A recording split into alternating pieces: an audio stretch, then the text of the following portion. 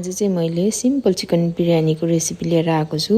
चिकनलाई biryani masala, ginger garlic paste, chilli powder, दही, नुन र बेसारले मेरिनेट गरेर 2 देखि 3 घण्टा राखेपछि मैले कुकरमा यसरी तेल हाले। तेलमा मैले मजाले अनियन फुराए, गोल्डन ब्राउन गरी क्यारामलाइज्ड गरेपछि चाहिँ मैले यसलाई निकालेर एउटा प्लेटमा राखे र थोरै चाहिँ त्यही कुकरमै राखे र त्यही तेलमा चाहिँ मैले चिकनलाई हालेर पकाएँ। केही बेरसम्म चिकनलाई चलाउँदै छोप्दै गरेपछि मेरो चिकन मजाले पाक्यो। मजाले हड्डीलाई छोड्ने गरी मैले पकाएपछि चाहिँ मैले यसलाई फेरि अर्को भाँडामा सिफ्ट गरेँ। ग्रेभी सबै निकालेर अर्को भाँडामा सिफ्ट गरेपछि मैले त्यहाँ केही चिन भिजाएर राखेको चामल हालेँ।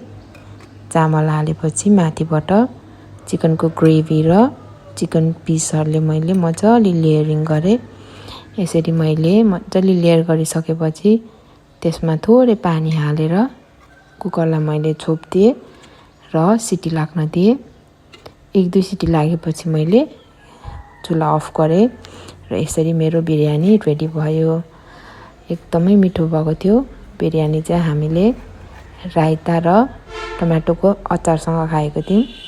हेर्न सक्नुहुन्छ एकदम मिठो भएको थियो। And we enjoyed a lot.